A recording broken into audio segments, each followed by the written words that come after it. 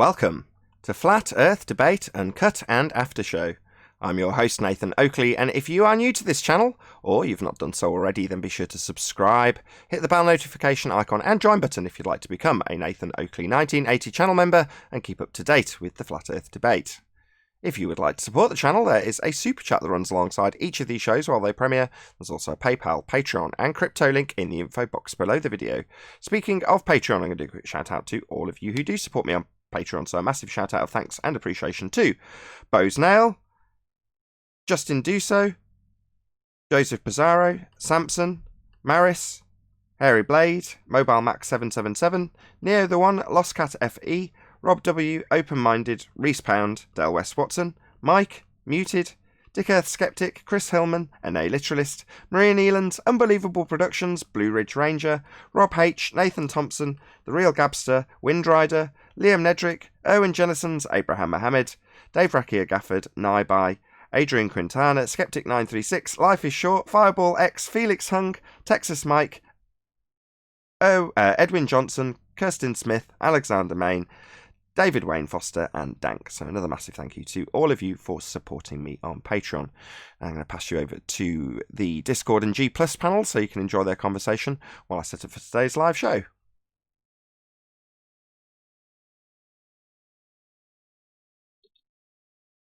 Hey Neil.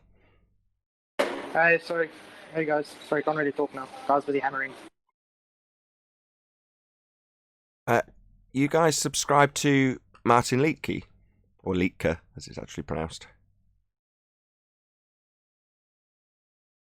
I was, but not since the new one's come out. So you have a link? Yeah, I do have a link. So I'm going to do a shout out to him. So what I did was I actually asked Martin to shout me out because in my selfish way, I'm like, I want to grow my channel. And the only way I've done it statistically is with people shouting me out. So I've gone and approached him and said, Martin, can you give me a shout out? You've got a fairly big channel now, 25,000 subscribers. Woohoo! Go Martin. So I've said, shout me out and then people will come and subscribe to me. Now, the same works in reverse, right? I can get people to go and subscribe to Martin. So hit the subscribe button, go and check him out. I'll bring up his latest video just so you can see who Martin is and what he's about and so on and so forth. Let's see if I can get some sound.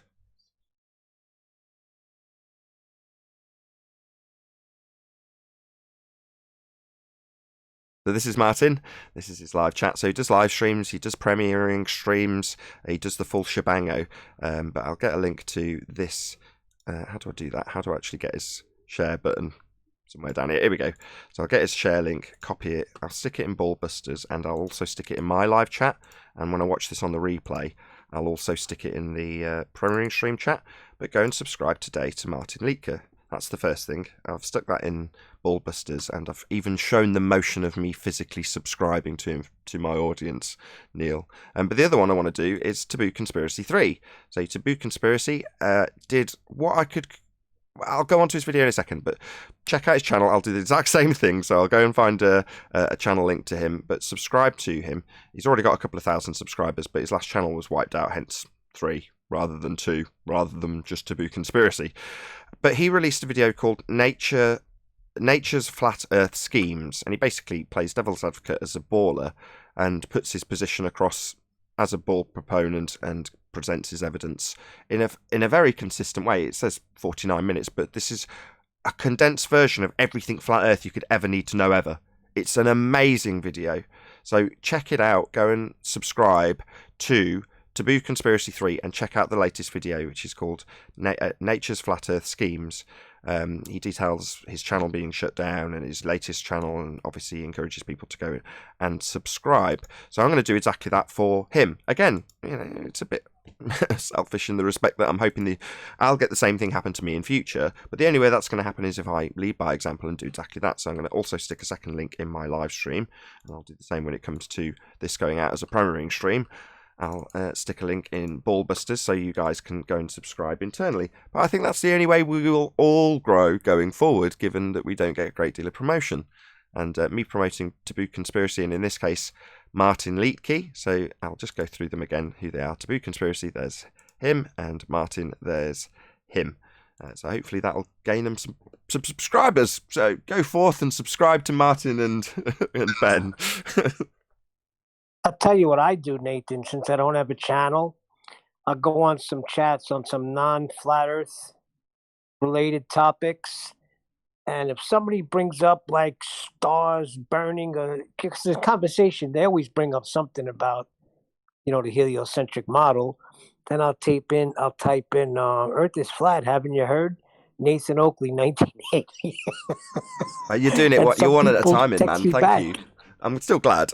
We all need to grow. We are all hoping, if we're on YouTube, in some sort of way to grow our channels. Even if you're doing it in a cursory way, you hope your video gets a few views.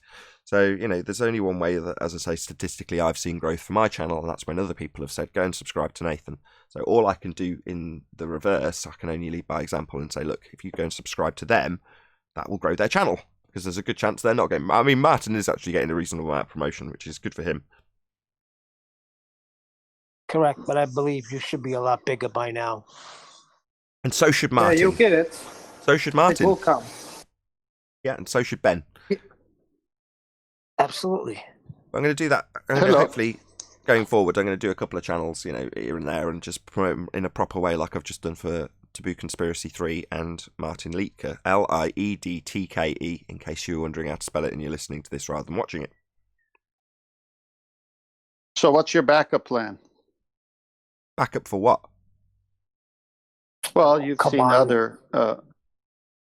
come on, man. No, what's your backup plan? Because if it gets more intolerable, say on the YouTube platform, like other content providers, they have... I'm not familiar with them, but like BitChute and other things. Do you have one? Or is it just YouTube? For me, it's just YouTube. I mean... the sources of revenue that I have, I promote them every single time I do an intro, so I'm not going to repeat them right now, as I only did it about 3 minutes ago. But no, I mean, I'm a YouTuber. That's what I want to do. And in terms of... No, I know that. I know becoming... What if they shut I'm you answering down? you. I'm answering you.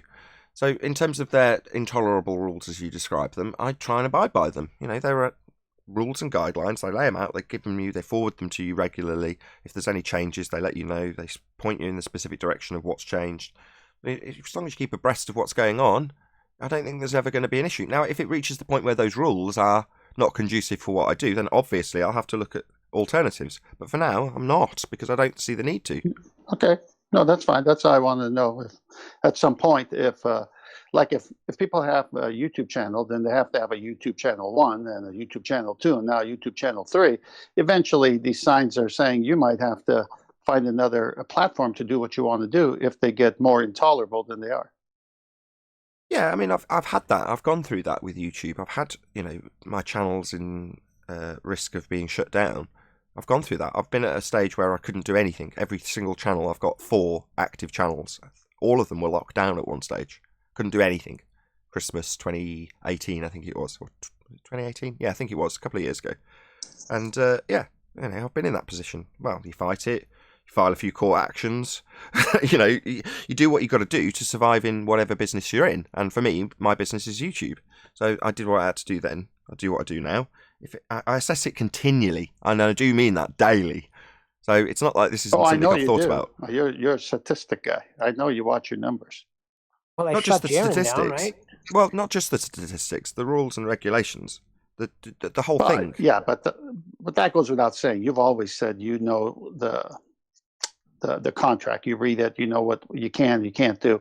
But what's happening now, even let's just get it off YouTube, like a lot of people are being same things happening on Twitter to them. So they're moving on to something called Parler. So there's people with news channels who are moved to Parler and grabbed 750,000 subscribers to follow them instantly from Twitter to Parler because Twitter's doing stuff that's crazy. So if it's a sign of things to come, just have a plan B so we know where to find you. Exactly, because they're blocking the president right now. The president can't even tweet, and they're blocking him. What's he tweeting? He's saying he wants to count all legal votes, and he wants to use the law and go through the process because there's anomalies. And this is what Al Gore did back in the day, and they all were in favor of that. More characters than you can contain in a tweet. No, he does it smaller than that. I'm just giving you the brief summary. It's a shutdown of information, basically. They don't want people, no one in the mainstream news is talking about what everyone's talking on the internet about, who are getting shut down for talking on the internet about. Yeah, because we allowed a monopoly. This got to get dealt with. Anyway, maybe your own website, .org, .com, where we can go absolutely. directly. So, okay, I see where you're going. So, I was approached, I won't give his name, but a chap approached me when I was under that situation I described earlier and said, you're in a position where you might lose all of your information. It won't be available anymore. That's a travesty. So he helped me, as a web designer, set up an internet site. He put every video on. Thousands, and I'm not even joking, thousands of videos. It took him a long time and a lot of work. Would have cost me probably tens of thousands of pounds to achieve if I'd have done it off my own back. And he just did it for free, completely, without even being asked. He approached me and just did it for me. So it took a while, don't get me wrong, it took a lot of work on my part as well, nowhere near as much as him, but within about a month, everything that I had was contained online, in video format, in decent resolution, on the website, with a video hosting website. Like I say, typically to have that sort of amount of bandwidth tied up for videos would cost thousands just in server hosting. And I had it for free. That's the kind of community we have.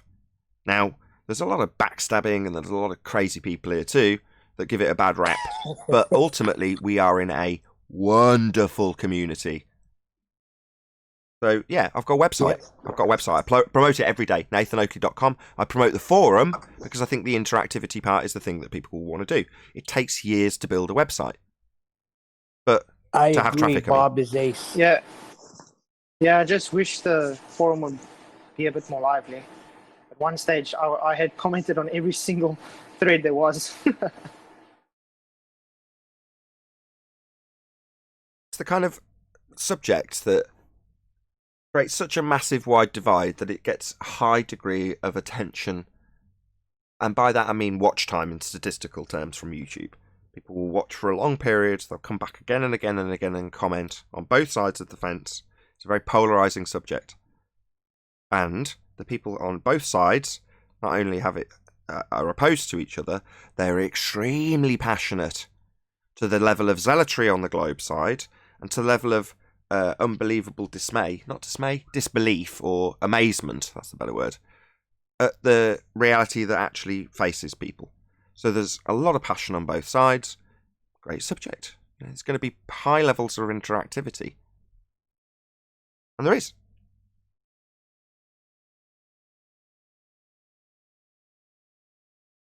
So how'd you like Rumpus yesterday? Never. I can't remember what we talked about. He was just ad homing away and just chanting. He was really chanting. But I liked that he was stuttering. He doesn't know how to... He's got a position where he can't concede Earth turns underneath as a trench level fundy, arguing about Coriolis effect. But if you can't concede... Why are they so hesitant to say underneath, like rotating underneath?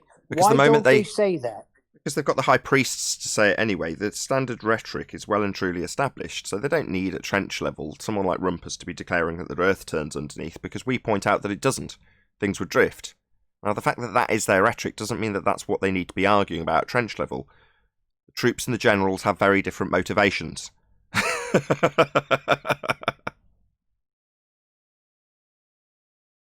He's just a grunt. He's just a grunt. That's all he is. Yeah, he said that's a sloppy way of saying it. Yeah, a sloppy way of saying exactly what's not happening in reality, but they claim does. Oh my God. Don't worry, you don't need the horizon these days to have Earth curve. Exactly. They're in a world of pain at the moment, and it's convoluted. And in the case of Coriolis, he doesn't need the general public or people in the debating circle to appreciate that their claim is Earth turns underneath. It is. They need to deny it because we can very easily show that doesn't happen. So they need to claim something slightly more convoluted and make it confusing. And when you get down to brass tacks, shout out to Quantum Eraser, does the pendulum have the Earth rotating underneath it in the case of Foucault? Well, I then altered the question to does the pendulum move back and forth or in a circular motion? And obviously a pendulum, we all know instinctively what a pendulum does. It moves back and forth. That's what it does. That's its property that's being utilised. That's the purpose of using that tool. Because it moves back and forth. It looks like it's deviating because they claim Earth's turning underneath it. As soon as you've got Earth turning underneath, second non-inertial spinning reference frame, then Earth's got a second non-inertial spinning reference frame. And things would drift away from you at 1,000 miles an hour, and they don't. So they don't want to be tied down on their actual claim at trench level. It's well established in the rhetoric. They don't need to make that claim because we can debunk that claim. They need to claim something different. Earth and atmosphere travelling together. Beg the question. He said it goes in a figure eight. Whatever. At that point, he'd just rather argue with me about what a pendulum does than get to the actual point where I get him to concede that Earth does not rotate underneath anything at 15 degrees an hour, as they claim it does. It's much better for him to say, no, we don't claim that. Just argue directly in contradiction of the rhetoric.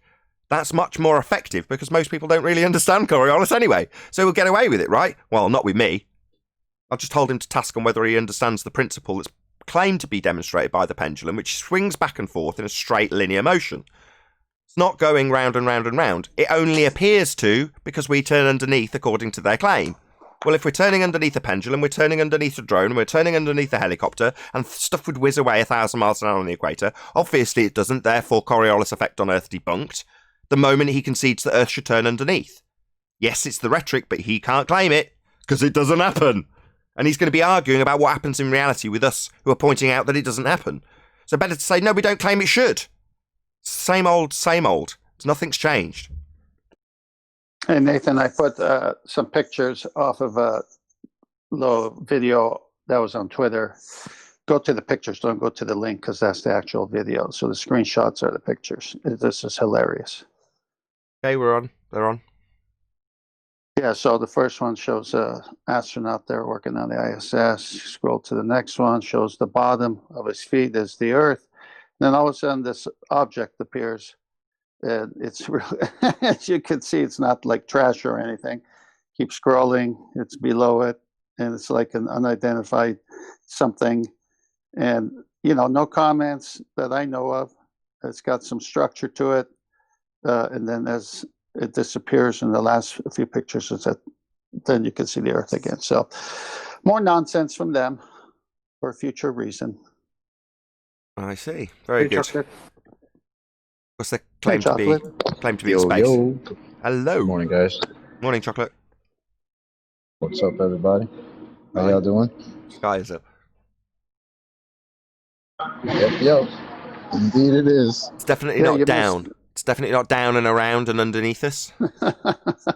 You missed Rumpus thinking that a pendulum goes round and round instead of back and forth. No, he said figure eight. Oh yeah, that's right.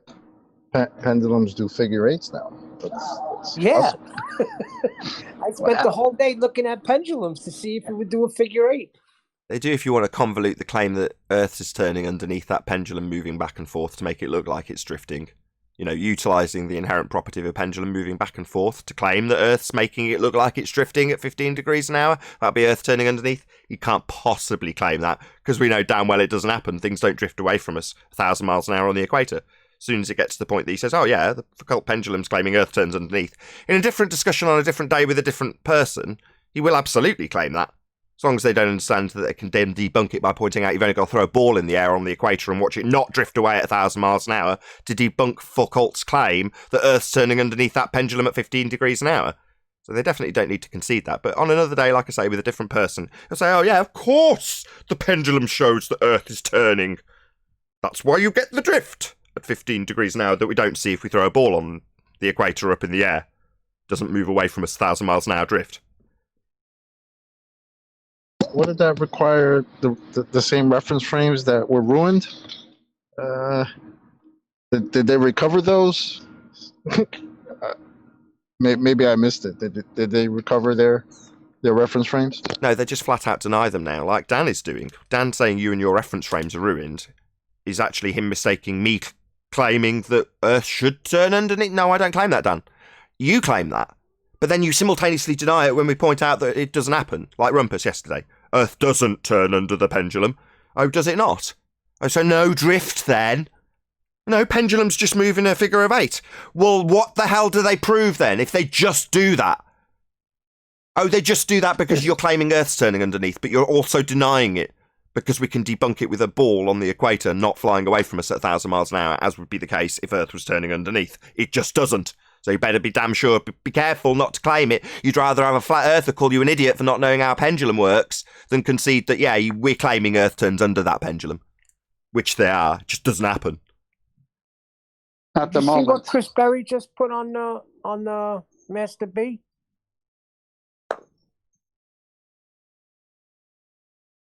Ballers. Says the balloon pilot just confirmed to you exactly what should and does happen.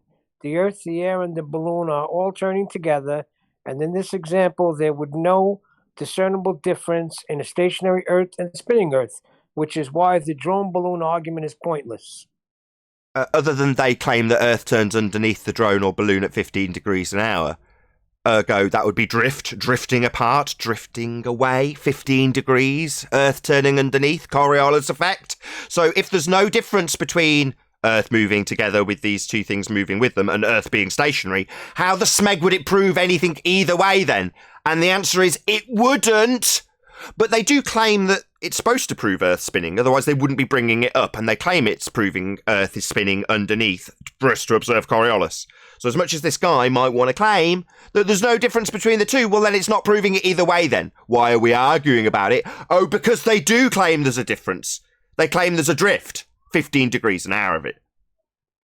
They've been claiming Foucault pendulum is showing Earth turning. They've been claiming that bullet is showing deviation because of Earth turning, and now they're doing the exact opposite because there is no proof. Yeah, they're denying it at trench level and saying, oh, you and your reference frames are in. No, your reference frames, you need to claim Earth spinning underneath. We don't claim Earth spins underneath.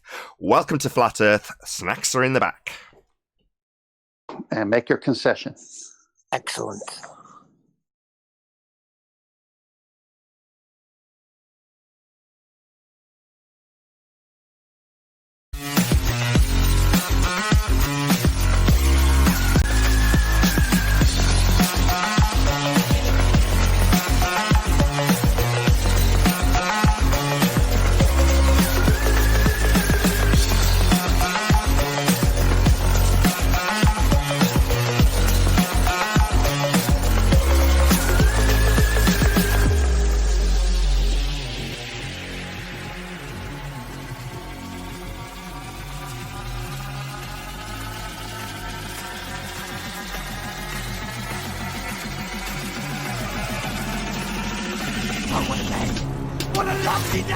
Welcome to Flat Earth Debate Live. I'm your host, Nathan Oakley, and if you are new to this channel, or you've not done so already, then be sure to subscribe, hit the bell notification icon and join button if you'd like to become a Nathan Oakley 1980 channel member and keep up to date with the Flat Earth Debate. If you would like to support the channel, there is a super chat that runs alongside each of these shows while they are live. There's also a PayPal, Patreon, and crypto link in the info box below the video.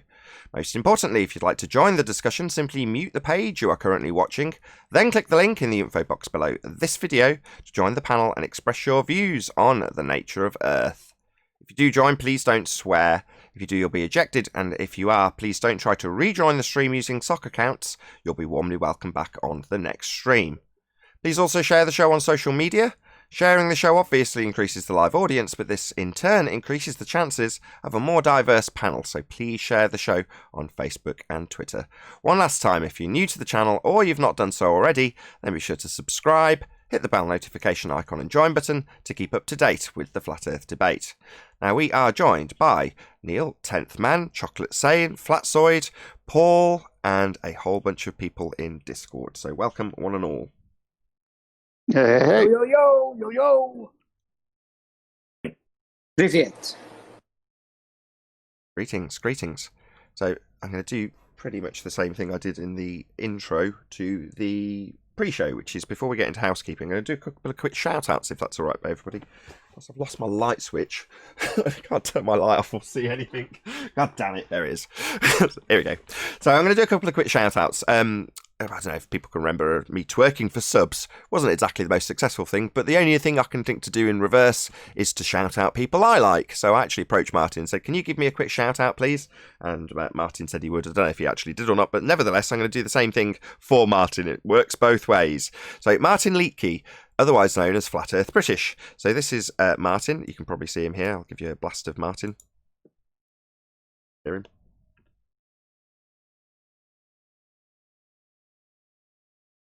There you go. That's Martin. So what I've done is I've put the first link in the live stream chat is to Martin Leakey's channel. So go and check him out. Very, very fascinating character. If you would, tell him I sent you. So say Nathan sent me to subscribe to you, Martin. Excellent channel that you've got. So please let him know that I've sent you to his channel to subscribe. It's the first link in the live stream chat box. Also, Taboo Conspiracy 3. He produced an absolutely blinder of a video, superb in every single respect. Nature's Flat Earth Schemes. Truly brilliant summary of everything you could possibly ever want to know about Flat Earth. You could easily squeeze all of the housekeeping questions and top 3 Flat Earth proofs and globe destroyers into that video in some capacity with evidence, with everything you could possibly ever want. So check out Taboo Conspiracy 3. His link is the second link down in the live stream chat. So those are the 2 videos. I'll just give you a quick summary again. So it's Martin Leakey. If you're listening to this as opposed to watching it, it's MartinLiedtke. So that's Martin Leakey, otherwise known as Flat Earth British, and Ben, which is Taboo Conspiracy I. So 3 words: Taboo Conspiracy I. So check them both out. Subscribe today. Links are in the live stream chat. Any evidence of a physical geometric sphere edge horizon, formerly known as Earth curve? Not even from the base platform of the Foucault pendulum. No, because they are even throwing the horizon way. They're saying even the horizon has nothing to do with curve. Do not see the geometric horizon. These are not the droids you are looking for. According to them, there is no Earth curve anymore. You don't have to see it in the real world. You just have to think about what they're describing. That's this experiment. That's the mind Just experiment. thinking These about things it are only makes conceptual. You're right, boats Arwin. disappear bottom up. Definitely. Just think about it. Yeah, That's think how about that works. the horizon as an Earth curve edge getting in the way. It's all conceptual. Arwin's spot on. Well, he did say it's mathematical. Yeah, abstract. But that's the thing. They're even throwing away the horizon now. So what can they say is curve then? Nothing. There isn't any Earth curve. We're on a flat plane. Any evidence of axial rotation of the Earth-based variety? Do we You would see need drift on 15 anything? degree. Yeah, you Other would than need. pendulums doing figure 8s, I don't know. No, they just Well, do yeah. that. Hold on, chocolate. That's got nothing to do with Earth turning underneath or Coriolis Oh, effect. it's That's everything to do irrelevant. with. That's just what pendulums do. They just do that. Right. Well, the wind over here is That- perfectly still. One at a time. Pendulums just go forward and backwards, that's all. Are they saying the precession is Earth turn? Yeah, unless you're at trench level like Rumpus and you don't understand how a pendulum works, and then you'll assert that pendulums just have a round and round motion. Or maybe even figure of 8. And they just do that. It's nothing to do with Earth turning underneath. We don't have Earth turning underneath. Even the Rumpus knows that. Well, Nathan, technically, a pendulum doesn't do anything. It does not move unless you give it something. What a push. You know, without man interfering with it, it's just gonna hang straight down like a plumb. well, I wasn't claiming it was an experiment. They often do, and if they did, I'd ask them to take me to their naturally occurring pendulums. But my family owns a grandfather clock and has a pendulum, and it never does a figure 8. No, but as I say, if someone wants to assert this as an experiment, then you'd ask them for the naturally occurring drift occurring in the natural phenomena that they've observed in a pendulum that we see every day. Because obviously we go outside and see pendulums drifting. And we know instinctively that they shouldn't be, and that they're natural perfectly, and therefore are open to experimentation. And no. Moving on. Go on, whoever that was. But it's Black actually quite simple. If the pendulum was turning, well, precessing because of Earth's turn, you wouldn't have to even move the pendulum, nothing. It should be able to move on its own because That's it's correct. separate to Earth. That's correct. You'd never have any stationary pendulums. You're right. They'd just start swinging on their own if Earth was turning underneath. And you That's would see that problematic all the though, because time. then You'd pump go, wouldn't work anymore. you'd go by a construction site and you'd see all the cranes moving, all Yeah. the balls and the cranes. They would all move just like that. Yeah, they Why don't. doesn't We're being that happen? sarcastic. Let's just for a moment, because we're drifting too far into the territory where newbies won't appreciate that we're being sarcastic. Pendulums move back and forth, and it's claimed with the Foucault demonstration with a pendulum swinging back and forth that Earth's turning underneath it to give you an apparent deflection of 15 degrees an hour. That's what they claim. That's what's supposed to be proving Earth spins. A second reference frame turning underneath the pendulum that swings back and forth. However, that would mean that Earth was a non-inertial spinning reference frame. Who's making all that noise in G+? Earth would be a non-inertial spinning reference frame, turning underneath stuff not attached, and you'd only have to throw a ball up in the air on the equator and watch it whiz away 1,000 miles an hour because you're turning underneath it, causing it to appear to drift away as you turned away from it. But of course, we don't see that. So at trench level, they have to deny the claim that the Foucault pendulum's supposed to be proving Earth's turning underneath it 15 degrees an hour to cause it seeming to drift. Because pendulums don't drift. They just move back and forth.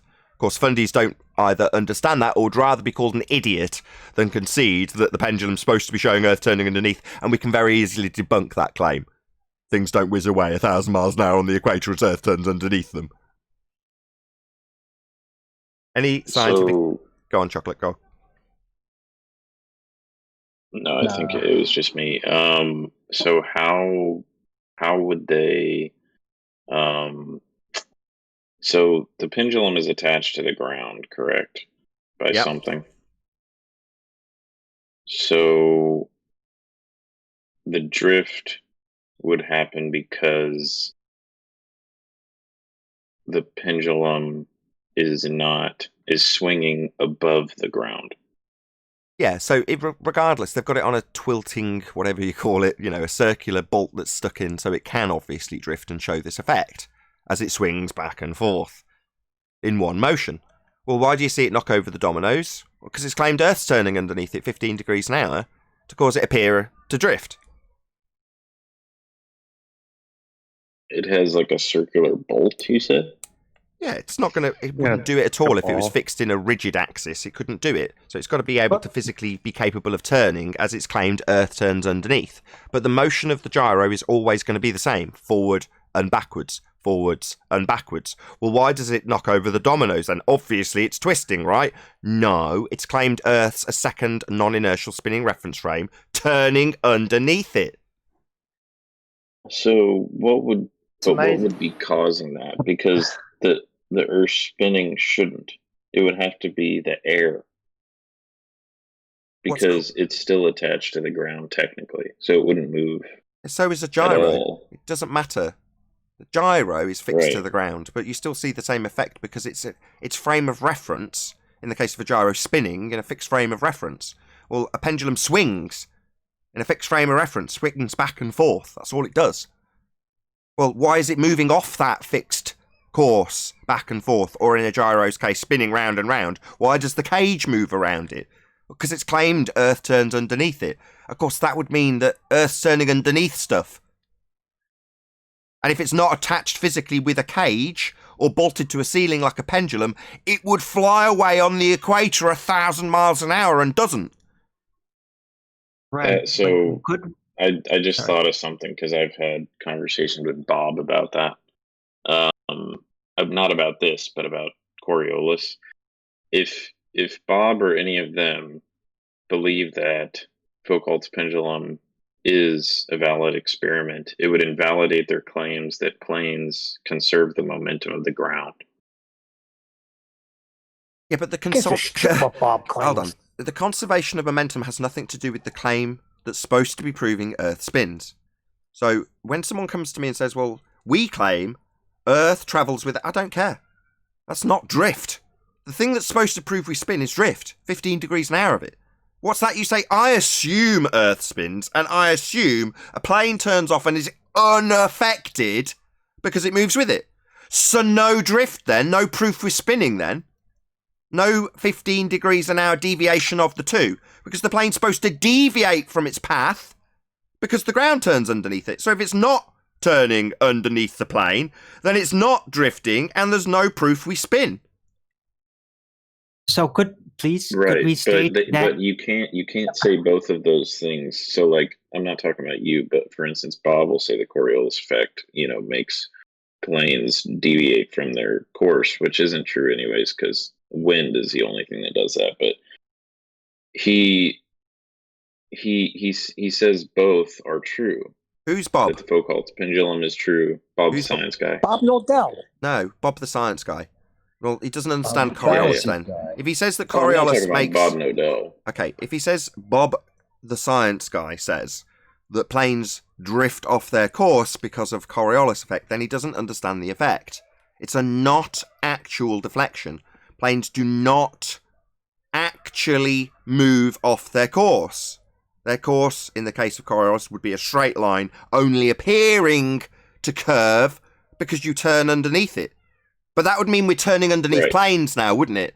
That would mean that you'd have a shortened flight time when travelling west if Earth's turning underneath the plane to cause it to seem to drift. Right. But his position is that the plane starts out rotating with the Earth because And no it has drift the then. quote unquote conserved momentum. Well, then there's no drift. What I'm saying is because a pendulum is in one place, it's fixed to the ground. The pendulum isn't. That would mean, in his model, that the pendulum would conserve the momentum and it wouldn't be affected by it because it's in one place on the equator. Do you see what I mean? Both of those can't be true for him. Yeah, it's a violation of the law of contradiction. You can't have drift and not have drift if the Earth is a non-inertial spinning reference frame. Either things drift at 15 degrees an hour because we're turning underneath, things not attached, or we don't. Well, the assertion that Earth and atmosphere travel together, assumed, in violation of the first law of thermodynamics, I might add, when it's assumed that they travel together, they're not drifting apart at 15 degrees an hour. So who cares? Or you just say, so you just assume Earth and atmosphere travel and spin. There's no proof of it then. Because if they were both stationary, there wouldn't be any effect. And if they're both travelling together, there'd be no effect. So this isn't proof we spin then. It's a pointless argument.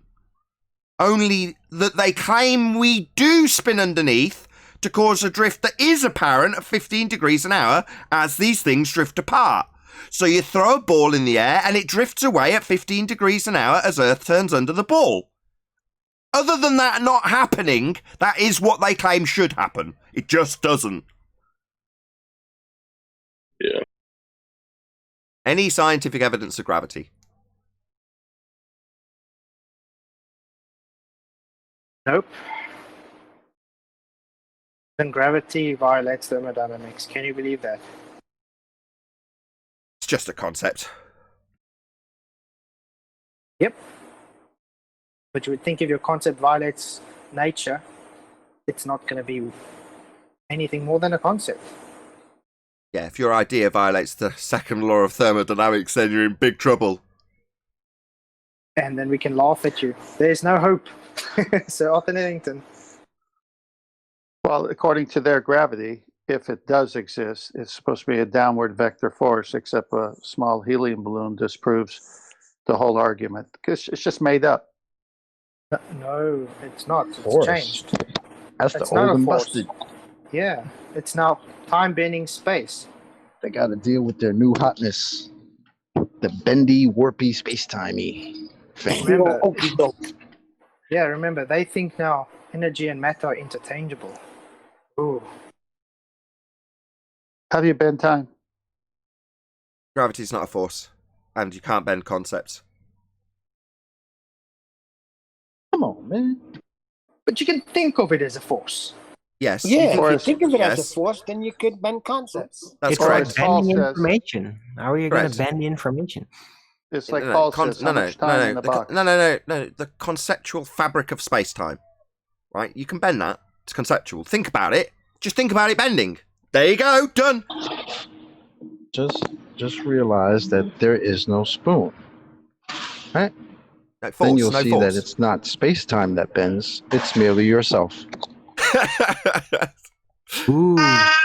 But I can conjure different times in a man-made apparatus. Come on, guys, don't you get this? Time is also a concept. I know, but I can have these two clocks, and they're running slightly different from one another, and that's proof of time and time dilating, proof of bending. Time is just a concept. When I built the diffuser next to me out of DVDs, you calculate how much time the sound, when reified again as a concept, as a wave in this instance, rather than the vibration of air molecules, the reality, right? When described in those conceptual means, you can calculate roughly what will happen with the sound wave. Not that it's a wave, it's a moving air particle as a medium. Nevertheless, that concept can then be actualized into a physical thing that does something. Now, is the maths and description the thing that's happening? No. In the case of gravity, is the maths actually a thing happening at all? No. And they tell you so.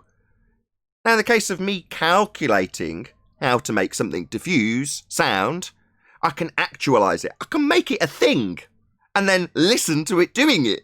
In the case of gravity, you can't. But you can think about it, though. You just can't make it actual. I say that because someone commented on my video, check out Nathan using a mathematical formula to calculate diffusion. Yeah, and then I built something, and it did it in reality. Now do that with gravity. What's that? You can't, but you can think about it all day long as being a force. That's wonderful. Any single viable hypothesis from any of the fields of astronomy, cosmology, or astrophysics? Not No, yet. no, because all they use is equations, not actual science. So you got the same troll on your comments in the Master B Flatzoids. You got the same guy saying the same thing. Well, then maths you can't ever use ever because you say it's fake. No. Just abstract. Get your words right. Descriptions, right? I'd never use language ever again if I thought it was fake. I wouldn't be talking right now. My words aren't the thing I describe. It's abstract. Yeah, you see, this Samuel Rowbotham troll guy also says closed systems let matter through boundaries. Yeah. Yeah. Any single viable hypothesis from any of the fields of astronomy, cosmology, or astrophysics? Nope. 9! 9. Well, Danko. come on now. Come on, we can do time. The sun rises at a certain time every day. Things happening in time, so I can manipulate time. So that is a viable independent variable, right? Show me you manipulating time. Okay. Click a stopwatch. I stopped That's not time. I manipulate time. That's not time. That's a conceptual visualization of a mathematical construct we've derived to describe what you're calling time. It's not time. It's a conjuration in a man-made device. Yeah, to show me. They still even then, starting and stopping a stopwatch isn't in any way manipulating anything in physical actuality. Nothing's changing other than the numbers on your man-made device. So again, I'll ask the same question. Show me you manipulating time. Well, if no time passes, then if I do say, okay, this moment nothing's happening, so I'm manipulating time. Well, no, time doesn't pass. No. Time doesn't pass. No. We're not passing time. No, that's not happening either. Show me time passing. You can't do that. It's merely your description of something that you experience as, again, your word. Time is defined as the progression of existence. Does stopping a stopwatch stop the progression of existence? Look, even if your poetry... Hold on, hold on. Chocolate, even if your poetry gets you to the position where you can eloquently reify this concept into something I can imagine as being real, even at that point, which you're getting closer and closer to with every second that elapses, we're never gonna vary it. That's the point. That's what Paul's asking, right? Exactly. Vary the progression of existence? Not varying definitely anything. Not with a stopwatch. It's not varying anything. That's sorry. the point. He asked if it's an independent variable. No. Time is a concept, not something you can vary and manipulate to cause anything. Sorry, But was the concept of time not thought construct due to them seeing the sun come up a certain, how can I say, they actually No. based the concept of time on the sun. Your description of the elapse of the progress of the sun, if you want to use that as the description of time, well, what's the phenomena? Well, what you could call the sun the phenomena, but what are you trying to figure out the cause of? You're saying that you varying time causes the sun to rise? This is absurd. Yeah, didn't you know if you don't hit the gong in the morning, the sun won't rise? Paul, start your stopwatch. Let's see if the sun stops. Click, click. Nope, it didn't. Well, look, it appears like it stopped. Oh, really? Yeah, right. Let's stop right there. It appeared like it did. While we're on the What did subject, Chocolate though, say? Progression of what? sun. Any evidence of the distance thereof? No. It's not even tangible, so how can you have distance to it? You can't. Maybe one day, Icarus will get there. So the passing of time is the progression of existence? You can describe it with whatever poetic words you like, Neil. Now show me it varying. No, you can't, but I always wondered, like, then what is happening then? Nothing's happening. The Like- progression of time. Because 1,000,001 things Okay, could be great. happening. That sounds beautiful.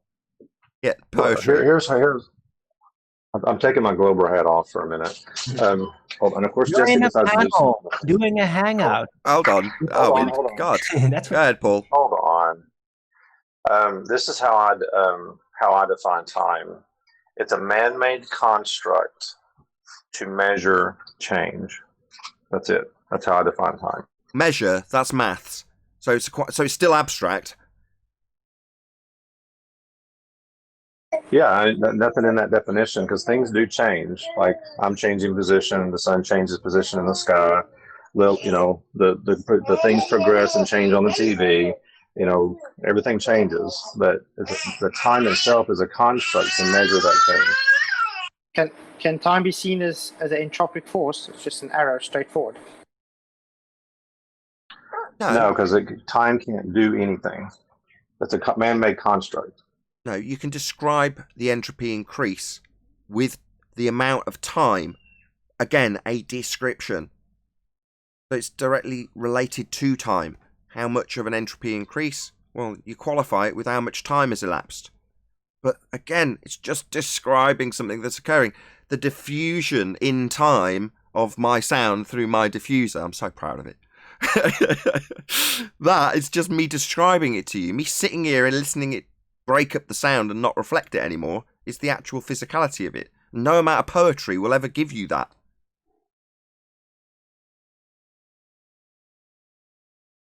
So distance to the sun? What is the sun? I don't know. I even asked my An kid, apparition. hoping that with her childlike wonderment she'll be able to answer.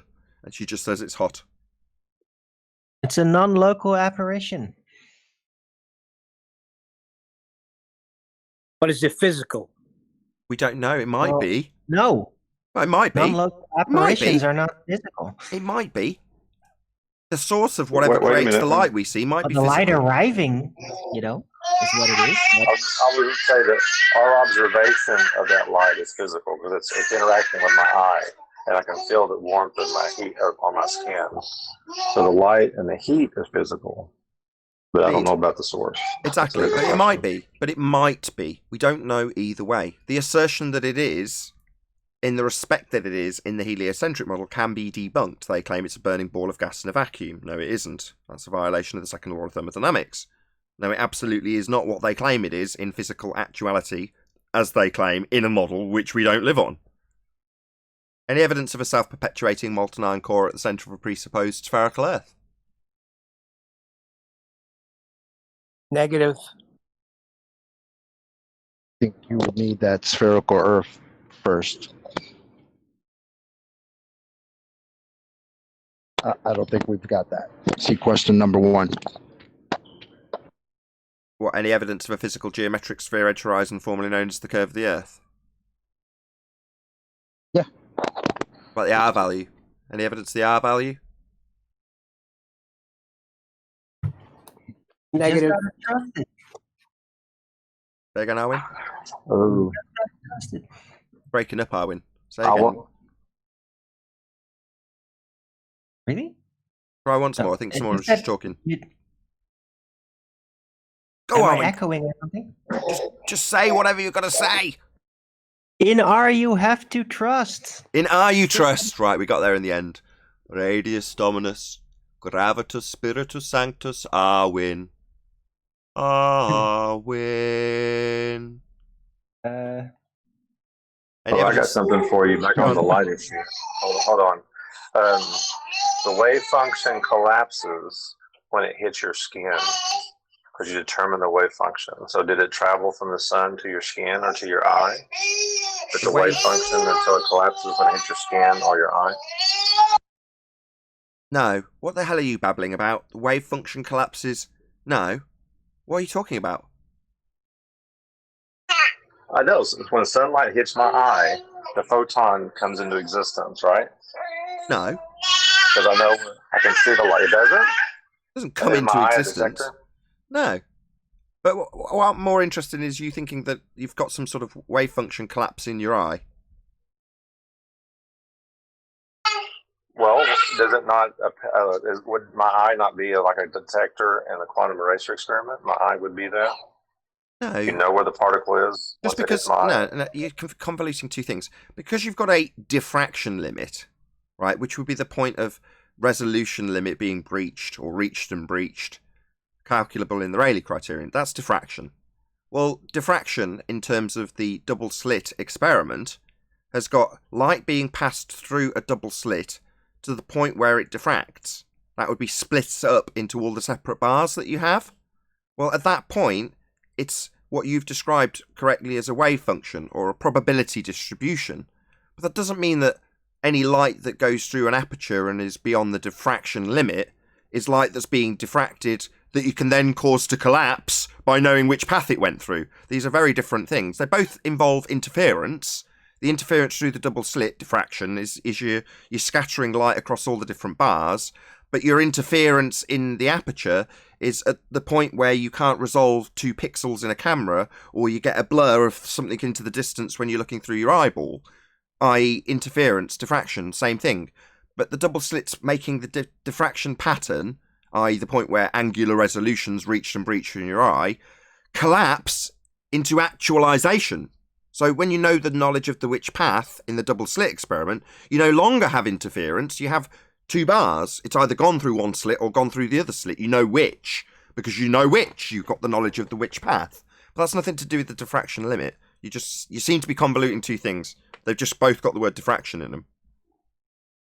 Well, I mean, doesn't the quantum eraser experiment though indicate that it's all light is a wave function until you determine its location?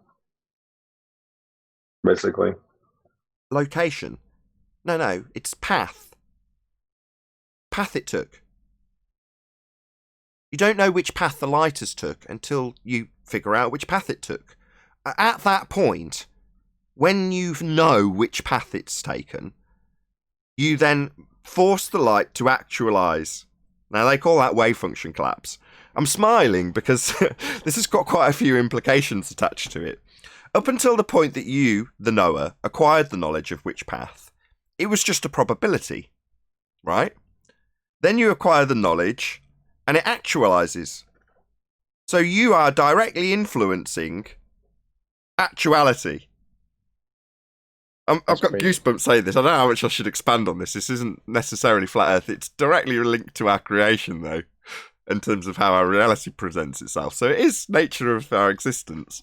But you don't have to extrapolate that out very far to realise the implications of what that means. So, that's what I'm driving at, Nathan. Go on. Well, you take over. Go ahead. I may be saying it. I may be saying it a different way than you're saying it. That's basically what I'm saying. Our perception of a light particle brings it into coherence. That's basically what I'm saying. Our perception of it. Our perception of it, correct. It's physically actualized by knowledge and by a knower. So actualization of reality is accomplished by people knowing, by a knower. that's got quite wide-reaching implications in terms of the makeup of reality. Yeah, it's a very, very interesting subject, and one that, you know, when you finally contemplate what that means to you as a person and the reality that you're faced with. A lot of it's shared, but a lot of it isn't. You can go out into the metaphorical woods and render your own reality. You're the arbiter of your own reality. There's a lot of things you can extrapolate out from this that are all very, very wonderful things. On the other hand, if you were somebody that wanted to control people, you wouldn't particularly want them to know that they're the arbiter of their own reality if you're trying to keep them under control. I'll say no more. Shout out to Sacred Knowledge, aka Universe, for the super chat. No amount of poetry shall ever allow thee to see something as lovely as the gravity. Lol. Very beautiful poetry, indeed. Gravity's not a force. But you can think of it as a force. Sacred Knowledge, aka Universe. Thank you again for the super chat. Any evidence you can have gas pressure without the necessary antecedent of a container to press upon? No, because matter cannot go through boundaries. That's right.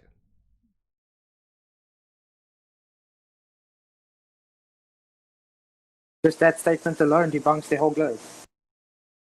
Yeah, you can't have a globe in a sky vacuum without a container. Which is their model, it's the premise, it's the basis of their model. They've got Earth as a sphere in a sky vacuum without gas expanding in all directions as it does in reality.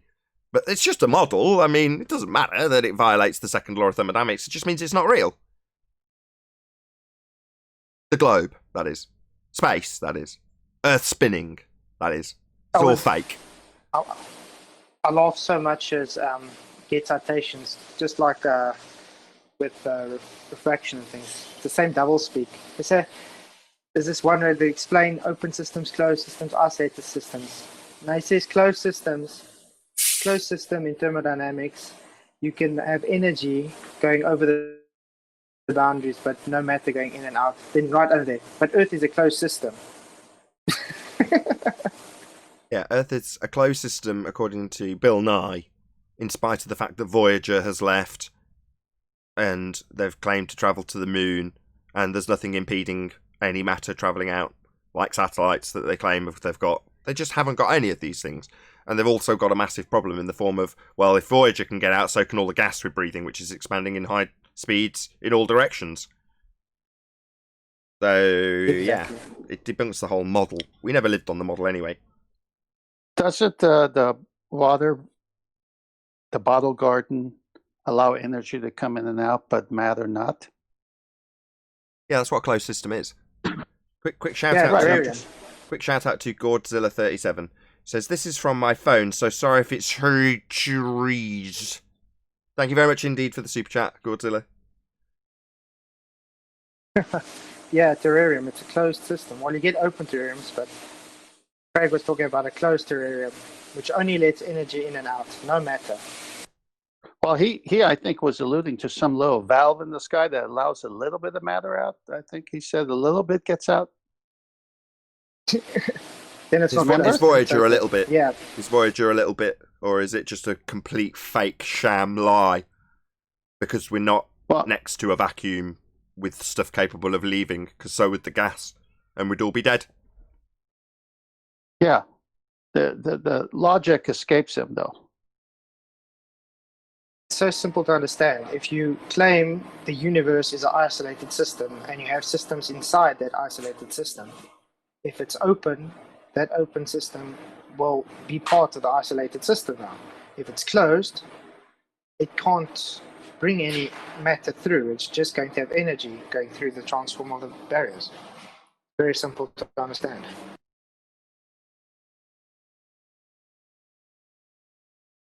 Well, that concludes the housekeeping. Excellent stuff.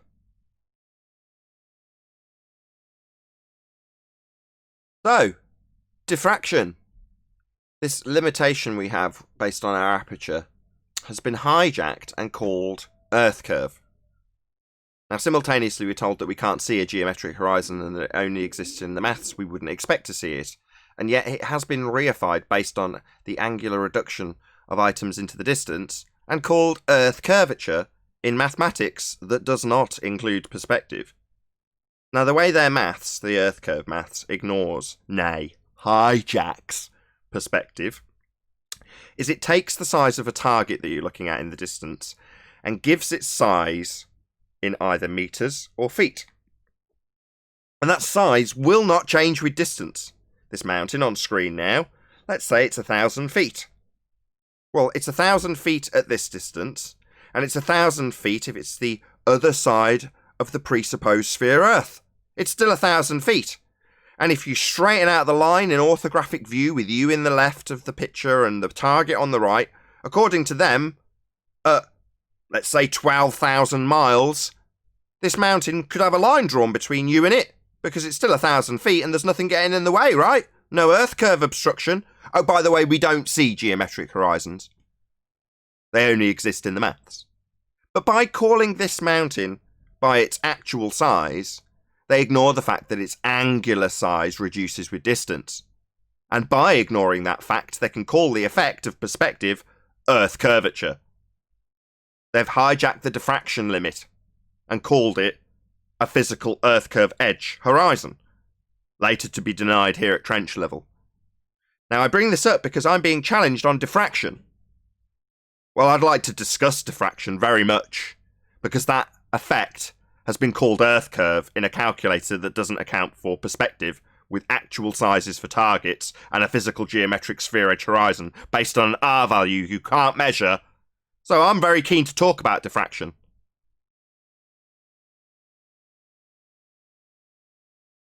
Yeah, well, the guy tried yesterday and fell on his face. Right, yesterday? Why are the people who want to talk about diffraction not keen on talking about diffraction? That's a little weird.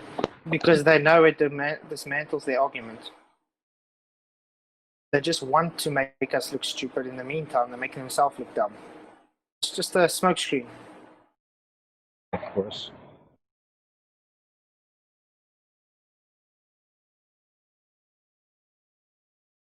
Isn't there a connection between the 1.22 and the 1.22? You tell me. Is there a connection between the calculation of a physical geometric sphere edge horizon formerly blocking boats and buildings with its physical actuality and a globe Earth model that doesn't exist in our actual reality? Or is it the diffraction limit at 1.22 times the wavelength? So, you tell me. Well, Nathan, which one is scientifically validated? The diffraction Neither, they're limit both maths. or this fantasy curve? Neither are science. This is maths. But mathematically, calculating something, calling it Earth curve, when it's also got a similar calculation for the diffraction limit, that's got to raise a few eyebrows, right? Because perspective doesn't just go on holiday when you compare it to Earth curve maths. Yeah, they've called perspective Earth curve. That's the bottom line. So things converge into the distance. Yeah, something we all experience every time we look at anything ever. So that line that's drawn on a scope, that's infinitely, that thing doesn't go with the convergent, does it? Everything will eventually converge based on its diffraction limit. A human hair will disappear at about 6 or 8 feet. It's just too small to see. There is an overall convergence point we call the horizon. It could also move closer with weather. That's At why what they're distance forced to does the use hair Muppet vision appear to to move keep the down, light going. Nathan? Hang on, I'm in the middle of talking here. My goodness. You'll have your chance. Right. So why did they use Muppet vision, friend? Tell me. To ignore perspective. All right, pass it on to that other guy. See what he says. Do you want to ask again then? Is that Mr. Ed? Yeah, of course it is. Yeah. So at which distance does the Of hair course appear it to is. move down, Nathan? In an orthographic view, That would be the view used in Earth curve maths. The hair will never disappear on a flat plane. Right. So why do things No, go wrong. down then? Why Wrong. do they disappear Sorry. bottom up? Not Nathan? right. Sorry. According Why do they to disappear orthographic, bottom up then? clearly not allowed to have a back and forth in a normal way. We're fundy now. So, according to the maths used for Earth curve, the hair will never disappear. Unless Earth curve gets in the way. Why would that be? Well, you talked about diffraction, and we can see things moving over the horizon and disappearing bottom up. So, how do those two things mix exactly? They don't. I've just pointed out that in your maths, unless Earth curve gets in the way, a hair will never disappear. And I'm asking you why you'd use maths that ignores the effect of convergence into the distance. It's on every picture. This picture now, it's got a convergence point. It's got things getting smaller into the distance. And if there was a hair on this waterfall, I wouldn't be able to see it. It'd be too small. Now, according to orthographic view mathematics, that hair, let's say it's 6 inches long, you would be able to see it. And that's wrong. And I'm asking you why your Earth curve maths has a glaring error where things don't ever get too small to see. They're always assigned an actual size that never changes with distance. Why would that be? Things get too small to see in reality. However, Not in your maths, they we don't. can see both. Yeah, I know they do in reality. For the 4th time, why don't they do it in Earth curve maths? Finished. You're fundy muting me. Stop fundy. Suck my balls. I'll say it for a 5th time. Earth curve maths, the hair doesn't disappear. Why? Muting me again? Why'd you keep saying muting me on my 6th attempt for you to justify why Earth curve maths only has a hair disappearing behind Earth curve? Again. I wasn't finished with my question. Stop funny muting. I'm asking you Thank something. I've asked it 6 times. Oh, so it's ignore my question and tell me I'm No. muting you while you talk through my repetition for the 7th time? You never heard my question because you're funny muting me. You So didn't how answer can you know our my question. You haven't. You're just yet keep to talking answer. Through me. You're yet to answer the question you've But been you asked. keep talking through me, so you can't hear my question. Nathan. This tactic is boring. So if you stop It's boring. Yeah, it's muting me- boring. Just I'm answer the bored. question. Yeah. You've been asked a Just question. answer the question. The question specifically about orthographic view and why Earth curve maths doesn't have a hair disappear until it goes behind Earth curve, when clearly hairs get too small to see at a much shorter distance. You're not answering. You're moving on to a question you're saying you're being muted on. No, we're asking you why Earth curve maths has no perspective and uses actual size and calls perspective, things getting too small to see, Earth curve. Why is that? Why is it hijacked perspective? Why isn't it included? Why have they called it Earth curve? So, can I ask my question now? Yeah, you can get out. That's what you can do. Get out. Yeah, what a coward. He What won't a even coward. answer a simple Complete coward. question. 8 times I asked the question and his response is, can I ask my question? No, you can suck on my testicles. You see, if he has to answer it, he's going to concede. And he won't concede, so obviously he can't answer it. Guy's a moron. Yeah, they know they don't have perspective accounted for in Earth curve maths. They know actual sizes have been exposed as not decreasing with distance.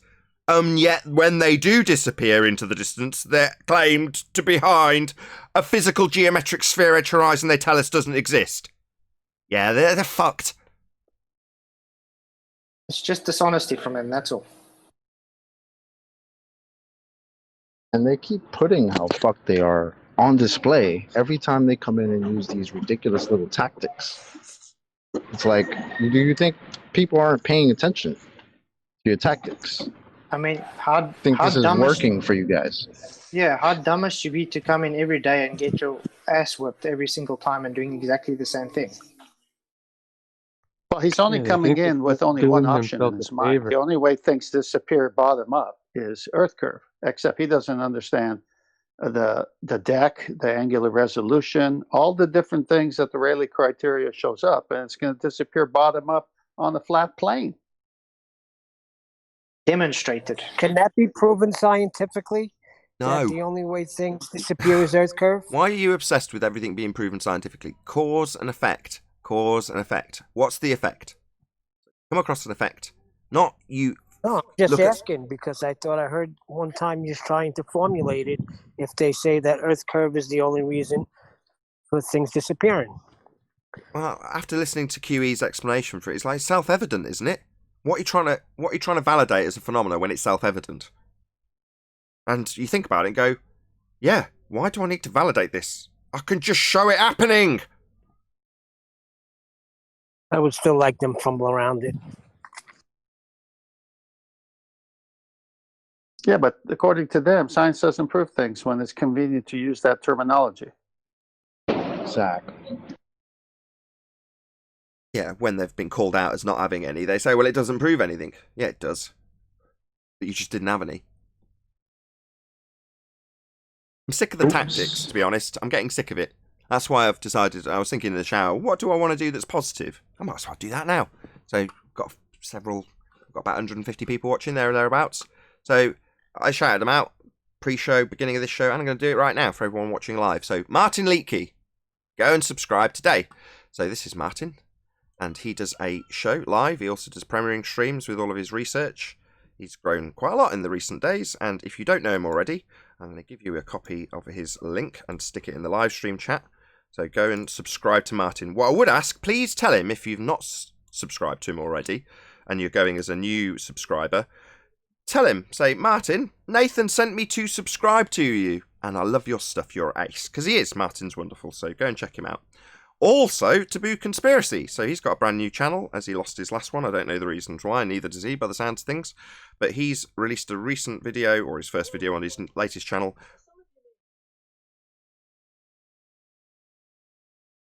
So check him out. He's now Taboo Conspiracy 3. And you can subscribe to him in a moment when I stick his link in the chat box. So recently I've been twerking for subs and asking people to shout me out. So I'm going to hopefully return the favour in kind. A couple of people each day, I'll say, look, these are the people that you need to be going and checking out. You're probably not getting advertised Taboo Conspiracy 2, or 3 as it is now, or Martin Leaker, but I can certainly support them and share their links and tell you to go and subscribe. As I say, please let them know that I've sent you. Hopefully more people will be doing the same through time, and lots of other people will just shout out their compadres in this arena.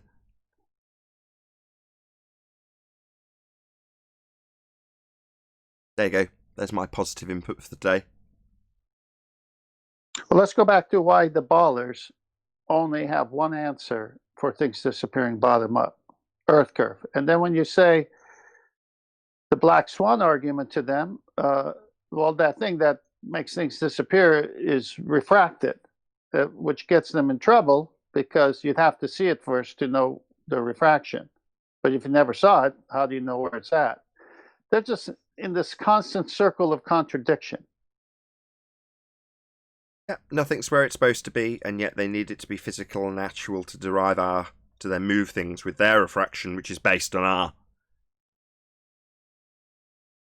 Yeah, it's interesting that Earth curve makes things disappear, but Earth curve doesn't make Earth curve disappear. It's refraction.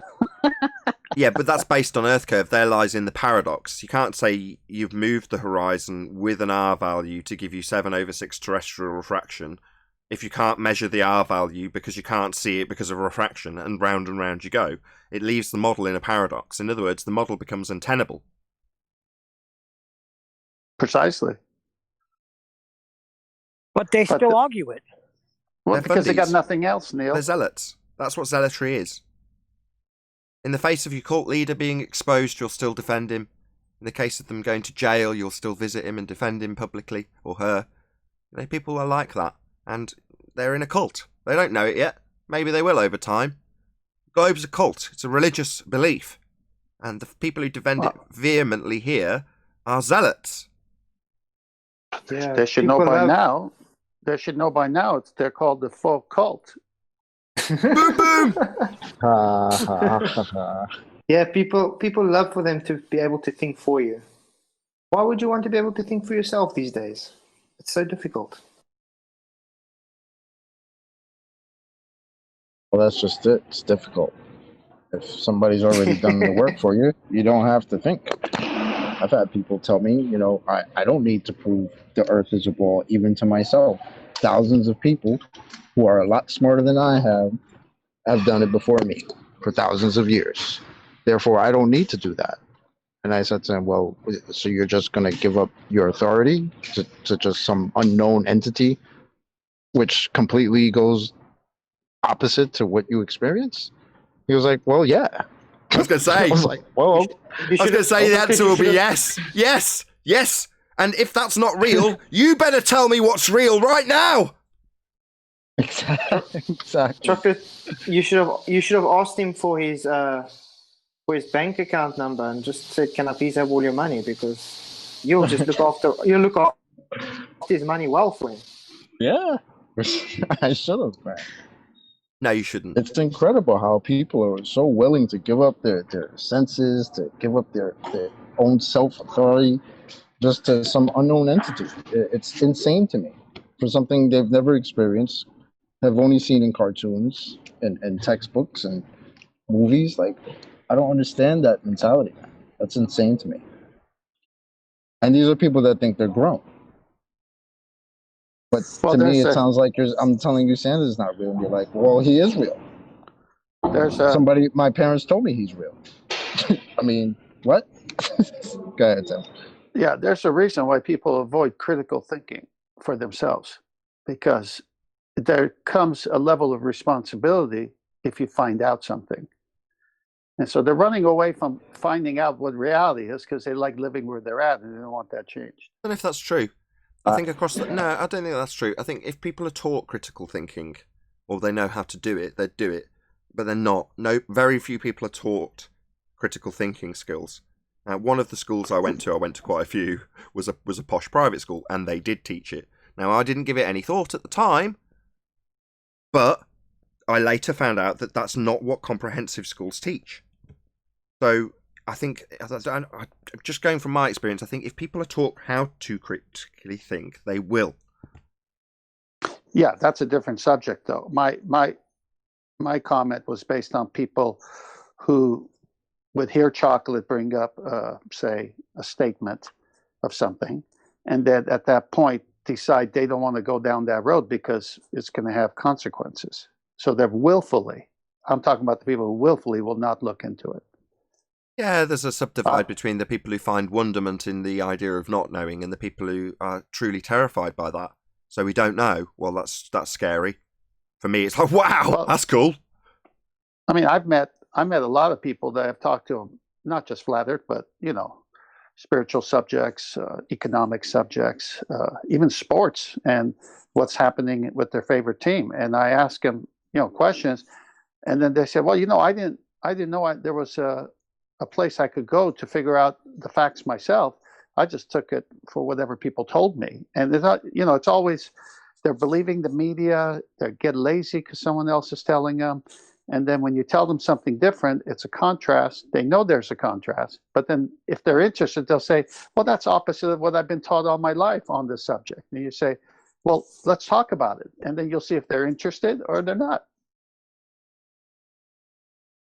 It's funny because yesterday on my way home, I'm taking a cab on the way to the airport, and the cab driver is talking to me, and he's telling me about, some vacation that he was on, because I was on vacation, so he was a bit chatty and told me about a vacation he was on with a lake and all this, and proceeded to tell me how flat the lake was, whatever lake he was at. It was beautiful. He could see his reflection. It was, like a mirror. He just kept saying how, beautiful and flat. You could see everything. You could see miles and miles.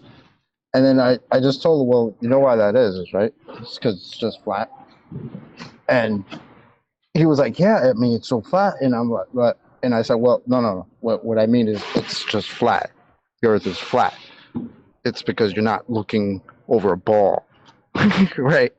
And when he realized what I was saying, he started saying, well, I don't know, that's a little bit much. And I said, how is that a little bit much when you literally were just explaining to me for 10 minutes how flat and beautiful it looked? Right? So you're going against your own experience, not even a story, your own experience. And I just told you, well, just accept your experience for what it is. And that's when it caught him like, oh, wait, no, It can't be that, because that's just crazy. Indeed, the Earth is obviously and observably flat. With that, I'll say if you are watching this on either Nathan Oakley 1980 or Nathan Oakley premiering streams, then stay tuned, as there will be an after show to follow. Unfortunately, if you are watching this live, this is where we bid you farewell. A huge, massive, enormous thank you to all of you smashed the super chat, liked, commented, shared, subscribed, and all that good stuff. Be sure to check out nathanoakley.com and the Flat Earth Debate Forum to keep up to date with the community debate. Another massive thank you to today's Discord and G Plus panels for making today's live show possible. Once again, stay tuned if you're watching on either premiering stream. I've been Nathan Oakley, and I'll see you all in the next video.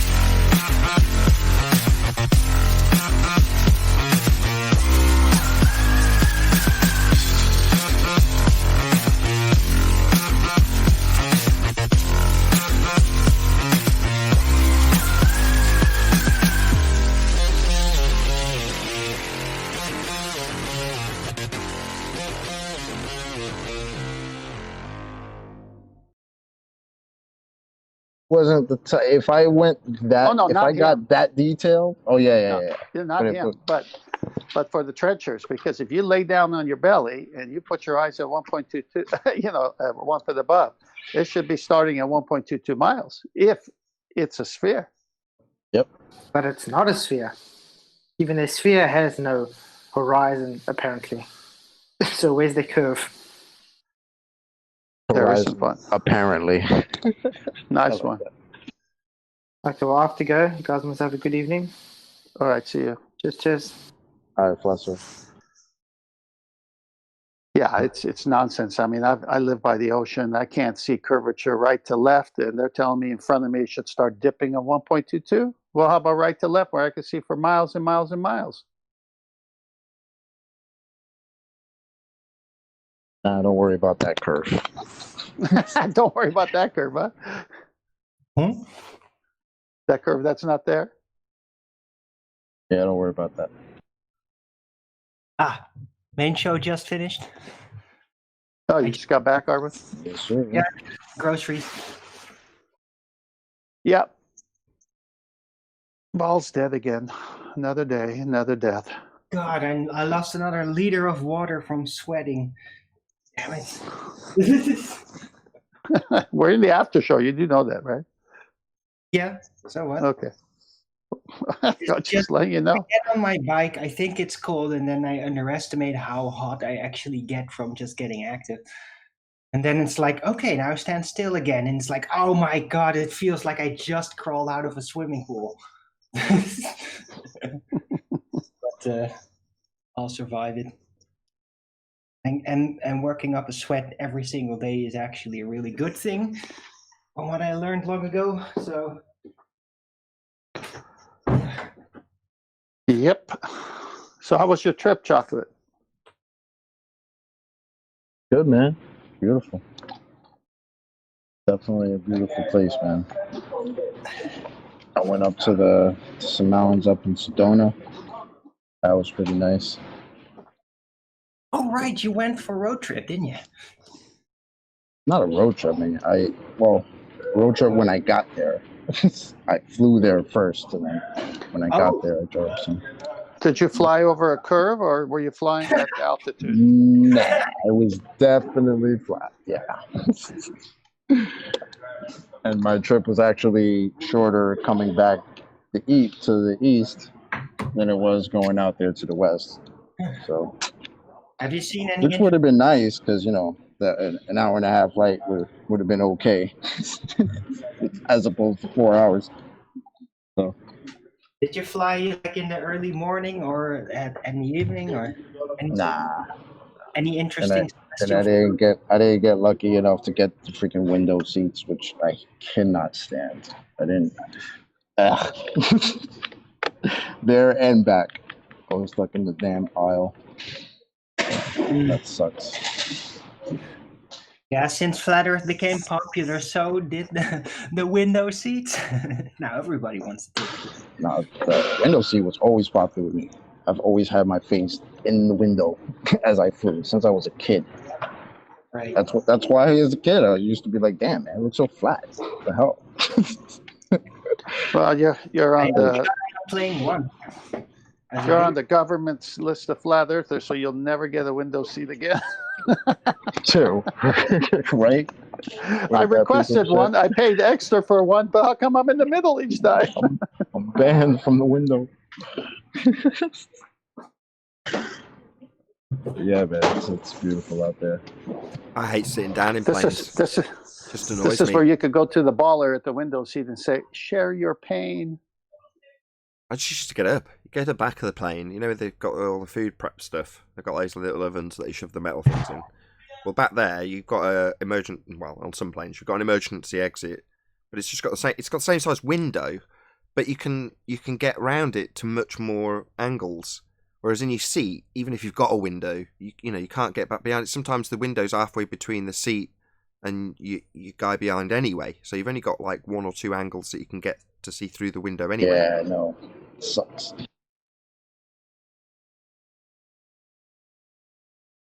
Oh, you guys missed a very subtle pun. Leave it for the replay. Don't tell us.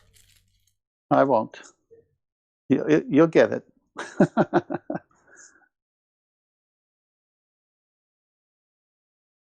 Hey, I wanted to respond to the self-evident nature of the horizon. Feel free. Go for it.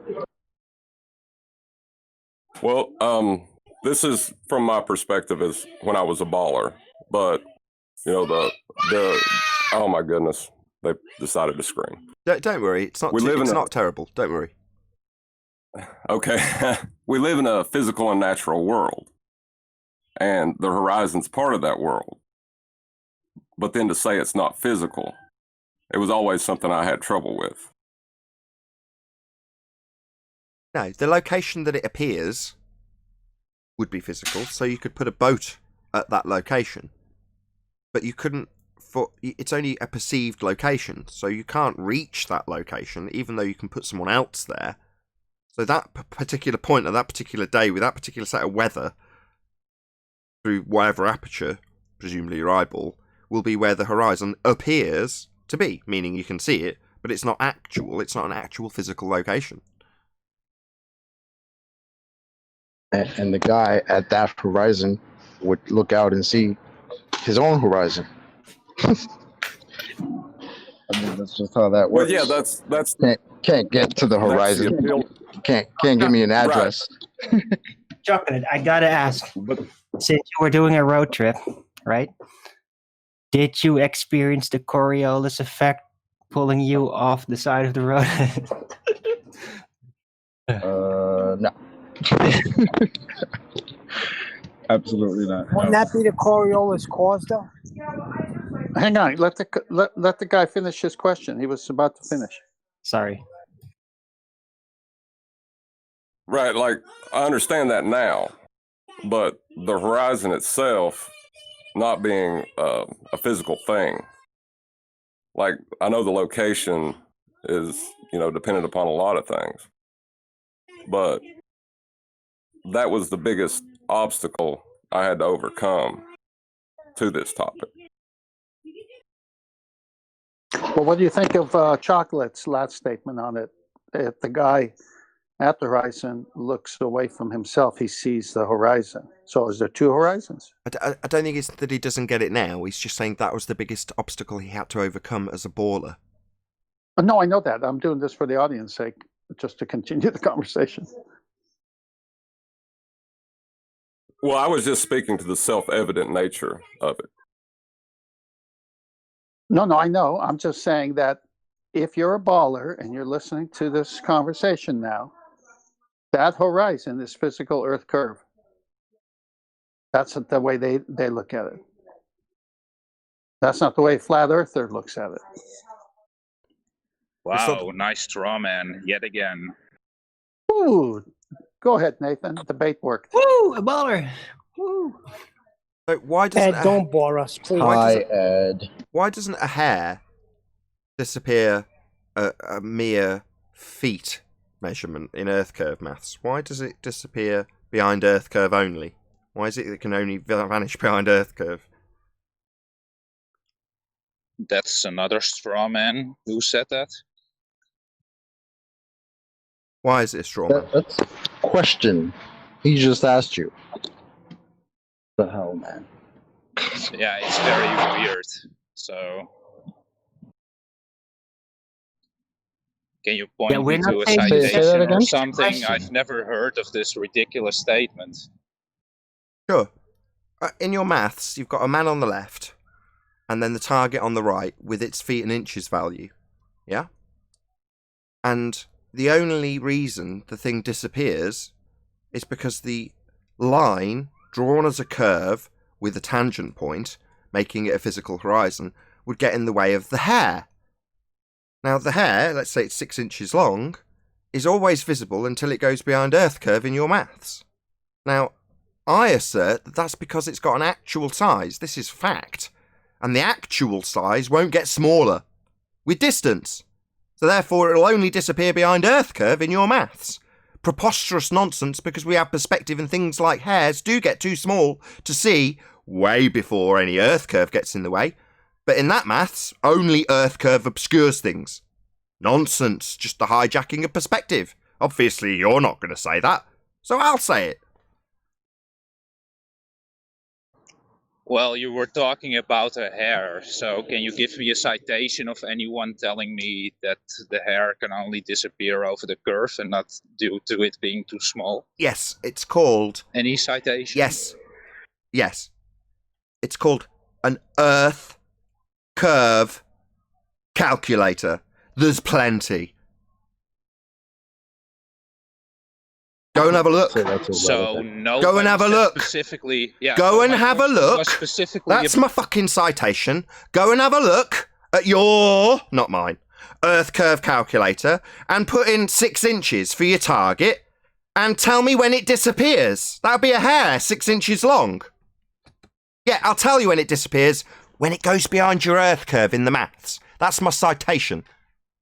So why is a hair only disappearing behind Earth curve in that maths? It's preposterous. Gets too small to see way before Earth curve gets in the way. when you take the right, so when you take the Earth curve calculator into account, it doesn't really talk about things disappearing because of distance, because of that you can't see them anymore, that are too small. So in this scenario, you can still use a zoom lens and zoom in on the hair before it disappears over the curve. And? You think so? So what you're saying is it doesn't account for things getting too small to see, but you can use a zoom lens. No, your mathematics in orthographic view doesn't have a zoom function. It doesn't account for optics. It's a geometric calculator. Do you think it's an optical calculator? No, it isn't. Clearly, you don't understand how your... No, that's what I said. I'm still talking fundy muter. That doesn't mean your Earth curve calculator has zoom and optics accounted for, because the value of the target in your calculator for Earth curve that we don't have because we don't see a geometric horizon would give the hair at 6 inches. And only ever 6 inches regardless of aperture or zoom. It won't change its 6-inch length now, will it? That's exactly my point. It's So it doesn't have a zoom function then, so you can't use Earth maths and incorporate optics because the 6-inch hair's 6 inches regardless of distance. No zoom in Earth curve maths, moron. Why not? I just explained it. It doesn't talk about zooming in on things. It talks. Yeah, it's calling that Earth curve, and I'm asking why you'd call zooming in on things optics, diffraction limits, aperture, and angular resolution limit at distance. Why that's only called Earth curve in your maths? So again, the curve calculator talks about things disappearing over the curve. Yeah, but they can disappear with distance. You're funny muting me. I'm not doing a damn thing. I'm saying they Nobody's can muting you, disappear Ed. with distance. And you're saying, my point, Earth curve calculator only says Earth curve causes them to disappear. Wrong. They can disappear with distance and there's no zoom function, moron. Funny muting me. I'm not fundy muting you at all. Am I going to have to kick you out because your only response is to say that I'm muting you when I'm actually making a point that you're ignoring? Of course. Yeah, so if you wouldn't mute Discord, you would actually hear me talk. I'm not muting We heard Discord. you. I am telling you that your calculator ignores perspective, and the response I'm getting is you're fundy muting me. Right, so I can't even finish one sentence. You have to cut. So that's him I'm getting rid of him. I'm not tolerating this shitty tactic ever. I'm just not putting up with it. I'm telling him what's what. He's not responding. He's saying I'm not getting a chance to speak. That is not a response to my assertion that the hair's 6 inches and only is asserted to disappear behind Earth curve. You're not responding to that. My point is they can get too small. You said, well, you can zoom. Well, you can't zoom in your calculator, but when I point this out with you listening, you talk through me. So, no, you're going to get removed. You're a scumbag who doesn't listen to what I'm telling you and then claims I'm fundy muting him so you don't have to respond. So piss off, get out, you're a coward. Same as on the live show. As soon as I start putting something to you about the fact your calculator can't make a 6-inch hair bigger or smaller, it's always 6 inches. Response, you're fundy muting me. Suck my balls, coward. Yeah, it's a real bitch tactic, and you really gotta get a new routine or something. Do something, man. Maybe he's trying out an Aaron Ra or something. Just non-stop rumpusing. No more points, just at-home rumpusing. Yeah, that's his new favorite thing. Oh, you're funny muting me when nobody's talking. We literally listen to your point, and Nathan responds and asks you a question, and your response is, "Oh, but you're funny muting me." Yeah, we could even hear you sputtering in between Nathan's explanation. We could hear you through it, Ed. Yeah, they don't get it. They think that a response is to say, you're not letting me speak. What I'm doing is I'm speaking and putting something to you. But if you can claim that you're actually making a really good point while I'm making a point that you're ignoring, then somehow the audience will think that they need to give you pity. Oh, isn't it terrible that he's not listening to a word his opponent says? That would be me and what I say not being responded to. The response, you're fundy muting me. No, you're actually talking through every single word so you don't have to respond to this. Your calculators don't do zoom when they're talking about Earth curve. They only claim Earth curve gets in the way. His response is, well, calculators for Earth curve are only calculating Earth curve. Yeah, I'm asking why when things get too small to see. Response, you're fundy muting me. They're twerking for pity. This is a baller tactic. We've seen it with Rumpus and others. When they don't want to answer a question directly, they bring in another question, but they haven't answered the first question. You try to bring them back to the first question, and then they say, what? You're fundy muting me. No, they talk through the question that's being put to them, and because they're talking through you, they'll say, you're fundy muting me. So in other words, they project precisely what they're doing to avoid the question onto the opponent, like the opponent who's putting something to them is doing something wrong, when in fact they're just interrupting every single word of it. It's just scummy tactics. That was my point, because you ask a question, you're waiting for the answer. He changes it to another question without answering. You say, no, you need to answer this question. And then he talks through you and then says you're fundy muting him. I mean, it's just over and over and over. They don't care. Or the other thing they'll do is call whatever Nathan's saying a straw man. And it's like, it's not a straw man. It's just asking you a question based on your model, based on your Earth curve calculator. And this is what they want.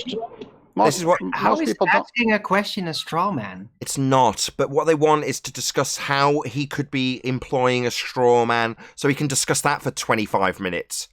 rather than discussing the fact that the angular size is ignored, called Earth curve, by way of using actual sizes for targets in feet and inches or meters that never change with distance. When I point that out, he says, well, you've got zoom in reality. Yeah, and the zoom won't change the 8-inch value in your maths. Well, that's calculating Earth curve. Yeah, but things can get too small to see. That's a straw man. No, you've got an angular size reduction you've conceded with a hair that is called Earth curve in your maths. Absurd when you're talking about something that disappears far sooner than Earth curve gets in the way, but that's the only assertion your calculator makes. Response, as he's talked through every word of that, you're fundy muting me. Well, they only got one answer to why things disappear: Earth curve. Exactly. And when you put that to them, well, that's because the Earth curve calculator's calculating Earth curve. Yeah, but things get too small to see. Yeah, well, you can zoom on them. Well, that won't change the value in the calculator. Yeah, that's a straw man. Sounds like a very sloppy exit strategy. Yeah, they've been rumbled. And they know it. If you're a winner, you don't need to employ crafty tactics. You just have a winning argument that you put to them 7 times while they claim you're fundy muting them.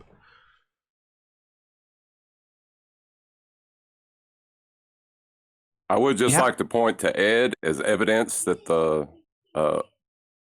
horizon is not self-evident. Not in their maths. What? I see what you mean. The horizon is not self-evident? What do you mean?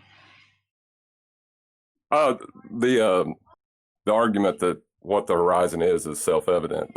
Like Ed is having some serious cognitive dissonance with it. Of course. That's an integral part. It's a fundamental part of the entire globe conception mind experiment. It's all about the horizon. Remember, they have to build trust so that we won't confront them as much about their entire presuppositional foundation on which the entire mind experiment rests. So, yeah, of course.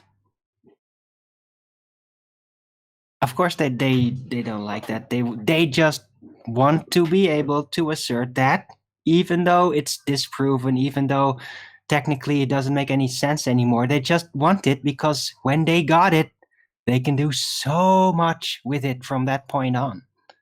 It's just too good to them from their perspective to give up, even though it doesn't relate to reality anymore. It just doesn't matter to them. Well, they don't need to operate on the really is level, Arwen. Remember that. Exactly. But for Baller, you need physical Earth curve to make things disappear bottom up. But that isn't happening with the Black Swan, because they would have to have a physical geometric horizon show up at 1.22 miles at a 1-foot observer height, and it doesn't.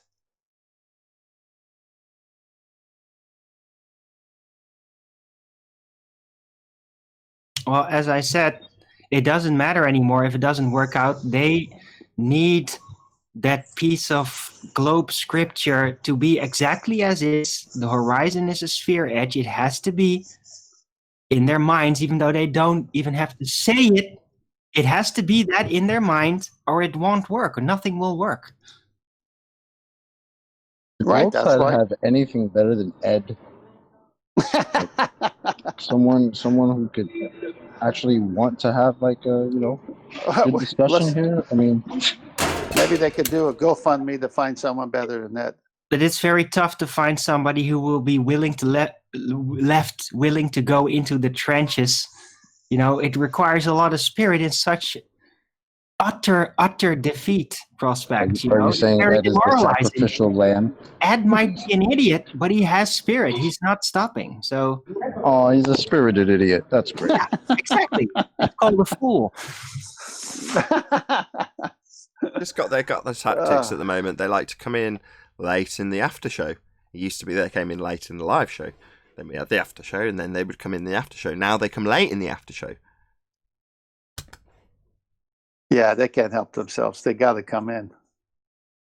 This show devastates gonna their be- whole model.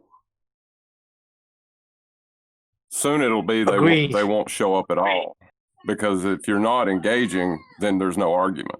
Yeah, that would be the most sensible thing to do.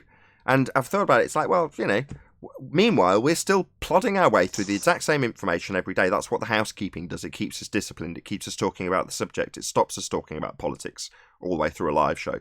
So the information's still coming through. There's always a little bit of a spin on it. There's sometimes an expansion on one or other subjects that are in the housekeeping, etc., etc. Well, that's consistency that people who come for information will just want. They want to know the arguments, occasionally expanded out into a bit more detail. And nothing's being opposed.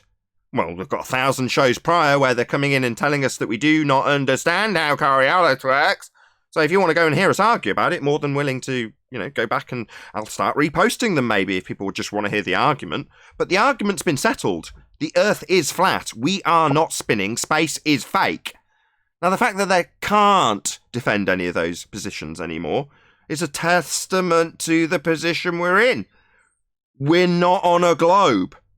Now, does it bother me that they don't want to come in because they can't bear the idea of losing, or that they have to employ tactics to come in? Or they come in an earwig and don't say anything? They just sit and gather up the information that might be attackable on some vague tangent in the future, if they're lucky. Maybe they'll get something to attack us on a personal level with, which is all they ever seem to do. And I don't care. I'm more than happy to completely ignore it. I don't care if they don't come in and debate. I don't care if they do. The show will go on regardless, because the discussion, as far as the Western world is concerned, is very much still up for debate. And if they come here and get one-sided information in terms of flat Earth, more fool you, the doors are still open. You can still come in and not answer about why an actual size in feet and inches doesn't change with distance when you're telling us about how you can zoom in reality. Yeah, you can still try. You won't get very far because you don't live on a globe, and we'll just tell you that. I mean, it's really not our fault. Well, maybe it is a little bit, but it's not our fault that you guys have now come in for the past almost a year now saying that the same thing that was supposed to be, hiding boats and buildings and stuff. That we can't see that now. I mean, that's your problem. That's a pretty big one too. Well, You're supposed to have physicality to your geometric horizon, right? That the whole geometric thing. you need that, but you don't have that. Well, this is where the black swan knocks him out, because it takes a physical obstruction to block a piece of hair. So if you have a piece of hair 6 inches long and you put something in front of it, say a foot out, you're not going to see it because the thing in front of it is blocking it. But it's also true that you can move that 6-inch piece of hair 6 feet, 9 feet in front of you, and it gets too small to see. But there's no obstruction in front of it. They can't connect what's happening. Right. Yeah, you do. The size of an object matters to the visibility limit reach. Hold on. Let me just explain why that example is so poignant. The reason things are disappearing is because they've got a limited angle against the deck. So a 6-inch long hair is very, very narrow. So there's multiple axes that it can reach the diffraction limit against, regardless of the deck. So it's quite useful, right? Because you can just say, okay, well, let's not do it with a hair now. Now let's do it with a brick. Because it's much wider. Oh, but the brick's going to disappear at a rate of 8 inches per mile squared behind the curve. Oh, but a hair doesn't. 8-inch hair doesn't disappear until it gets to Earth curve. But I can walk away from it 6 feet. Oh, it's just not being limited by the angle of the deck that you've utilised in terms of the diffraction limit calculable when you're looking at the horizon. So when you're hijacking perspective, you've got this very useful deck to limit the angle, haven't you, and cause an 8-inch brick to disappear at about a mile. But hair, well, it's very thin. Disappears on multiple angles because it's very, very, very small compared to a brick. Still got an 8-inch value I can attribute to it, though, hasn't it? I love that. Low resolution limit, diffraction. But not only caused by the deck. You've got to have 2 dimensions. Because the brick. of its microscopic size, there will be at some point that no matter what the conditions are in the world, whether you're in a highly lit up vacuum, whatever, the hair at some point will simply be impossible to pick up. at a certain distance, no matter the conditions. Right, but an Because 8-inch of the resolution limit. exactly, but of an its size. 8-inch tall brick will disappear based on its angular resolution against the deck at a mile. But an 8-inch hair hasn't got the same problem. It's way, way, way, way, way too small to see. Well, it's still 8 inches though, isn't it? Nice. I'm going to use that more often. It's kind of like this. It's kind of like this joke we were making in 24/7 Discord. Like we have to go back to the really, really, really basic things, like the fundamentals. Like, hey guys, things get smaller the further away they get from you. What you teach what you teach your 5-year-old or your 4-year-old. Yeah, man, you gotta take it back to basics. I think because some of these guys they come in, like the guy the other week. Why don't we see I don't know, Eiffel Tower from New York or something? Like what? What do you mean by that? Like, does that even make any sense to you? Hashtag Hashtag what? Exactly. Say again. Hashtag shit shrinks. Yep. Breaking news. Breaking news. I'm smelling a good argument. Further away, they shrink. When they get closer, they get bigger. Wrong. Pop quiz. That's wrong. Look out now. That's incorrect. An 8-inch brick is an 8-inch brick at 1,000,000 miles. So you're wrong. It's only Earth curve that causes that brick to disappear. Mm-hmm. And I'll tell you how much. You believe that? I got a bridge to sell you. Sorry, Chocolate, go ahead. Is it the Tappan Zee? The Verrazano. The Verrazano, where it's demonstrated Earth curve, right? Oh yeah. Well, meanwhile, the water underneath it's flat. As a pancake. It goes mostly down. Go boom boom, go smash smash. Like bouncy balls poured in a fish tank. Shout out to Thunderfoot Clown. Gases Shout out, retract. Gases are not susceptible to momentum. They can never reach lockstep equilibrium with any rotatory situation. Why don't they understand angular size versus actual size? They do if they're looking at the sky. That's funny. Yeah, you watch.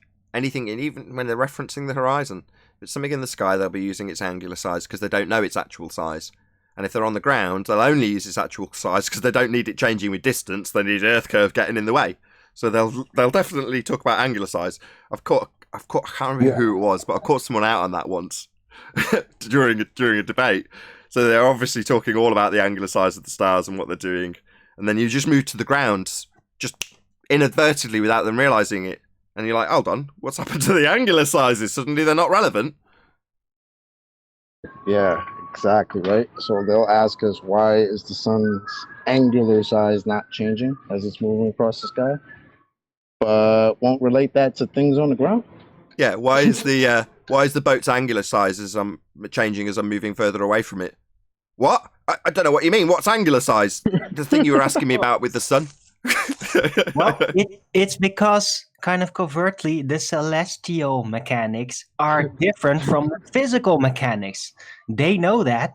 They apply that. But they don't really tell you that overtly unless you inquire technically. Well, I thought based on their presupposed R, we knew what the sizes of these things were. Well, they do in the model, based on R. In the model. In the model. I haven't Everybody got that model? What model? Hold on. Then when Black, Hold on. then Go when ahead, Black Dave. Swan came on. Just 1 second, 10th. Go ahead, Dave. I said what model? It's John. The other John, not John QE. Oh, I was going to say, where they don't use angular size change on the ground, their religion teaches them that they're the cock of the walk. So you got this Baney rooster that looks off in the distance and sees tiny lizards. And he says, look at them flat earthers. I'm going to go eat them up. Well, he keeps running and running, and it's like he's gone miles. And by now, when he gets to them, it's a bunch of crocodiles just waiting around. And like, not only does this rooster not understand how it works, he assumes that he can still eat them. And that's usually what happens when they come in. That's great. That's I think great. a better comparison would be hippos. We're more like hippos. We all look very silly and cute on a distance, and we have silly pooping habits and all that. But yeah, you think we're easy? Yeah. Come at us, bro. You'll see what happens here on the Flat Earth debate. Speak for yourself. Bro. I'm not a hippo. I'm a crocodile. Yeah, I like the crocodile because it lives its body similar to a crocodile at a distance. I don't do any silly little pooping stuff. But seriously, guys, But- crocodiles run from hippos. I'm serious. Well, there's hippos in the pond too, but they're running straight into crocodiles' mouths. You don't get it. No, he got it. Hippos are way more dangerous than crocodiles. Oh, Jesus. Taking the analogy and metaphor a little too far. Yeah, he's saying the ballers are the rooster, not the crocodile. I did a video quite a Alrighty while then. back that was for Red's Rhetoric's benefit. So I'll stick it up on screen. You can't see it in the Hangout, but you can hear it, hopefully. So I'll play the audio. And I think I called the video Nathan Oakley versus Red's Rhetoric, the Stork and the Alligator. So I'll just play that. Just give me a sec.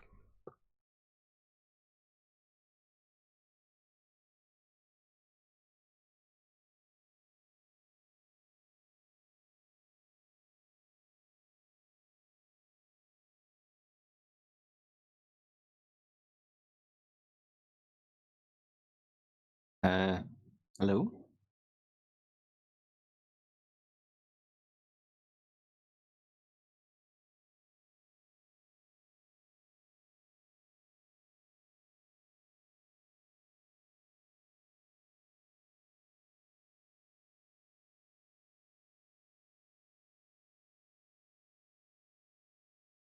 That's it. Wow, we didn't hear anything. That's terrible, Nathan. My internet broke. He said you couldn't hear it in the Hangout. You don't hear it in the live stream. Anyway, you can check it out. Not that I'm going to post a link to it, but it was done about 2 or 3 years ago. But basically, the same old, same old. You need to debate me on a neutral platform. It's like, I don't give a shit if you want to debate me. I've got an open door. If you want to debate me, come and debate me. I don't care. Yeah, Nathan, they want you to debate them on a mutual platform. Okay? A neutral, can- I'm in favour of globe Earth and will beg the question along with all the opponents. Neutral platform. Mute you all. Platform. Mute pun. Oh, Mute. mute you all. I like that. Or Yeah, mute you all. That was good. Funny, they keep on saying that their problem is that Nathan mutes them. I've been listening to about 6 or 7 Hangouts over the past 3 days, and guess what the moderator does? Mute them? They mute like nobody's been. I don't know. Are you guys sniffing glue? I don't know. It sounds a little hypocritical, don't you think? You know who I'm talking about. Yeah, here, if we mute them, they put their fingers in their ears and won't partake because what they want to do is mute us by talking continually. And if we stop them from doing that, as they seem to, by what you're saying, do on the opposing platforms, claim to be neutral, well, if we do that, they stick their fingers in their ears and don't listen anymore because what they're doing is not allowing us to put something to them by talking through us. So then the people in the Discord server can't hear anything and they go, well, I want to mute that person. So they do, and then they stop listening because they've got an excuse. Yep. Just load game. Just bullshit. Total. Just little reindeer game from globe-tired goobers. They're just goobers. All of them are goobers, right? We all know. Fractal victim tactics. It's fractal victim tactics. Fractal. They They're goobers. use whatever excuse they can to basically step away because they're hurt or disenfranchised or something done wrong, so they don't have to listen. They have an excuse fabricated. Indeed. Exactly correct. Can I make a suggestion? You can, but keep it You quick. better make it quick because it sounds like he's getting ready to round. Yes, I am. Yeah, Oh, go you'll ahead, like Tent. it. Go ahead. Exactly. Go ahead, Tent. You'll Go like ahead. it, Kiwi. Yeah, I suggest we're just a month and a half or so away from January. That makes a 1-year anniversary of the Black Swan. Mhm. QE, get the exact day. Let's have a whole day devoted to reminiscing. 1st Jan It's January 2020. 1st. Yeah, 1st January. Perfect. With that, I'll say a huge, massive, enormous thank you to both Discord and G Plus panels for making today's after show possible. And of course, a massive thank you to all of you in either Nathan Oakley 1980 or Nathan Oakley Premiering streams for hopefully smashing the super chat, liking, commenting, sharing, subscribing, and all that good stuff. Be sure to check out nathanoakley.com and the Flat Earth Debate Forum to keep up to date with the community debate. I've been Nathan Oakley, and I will see you all in the next video.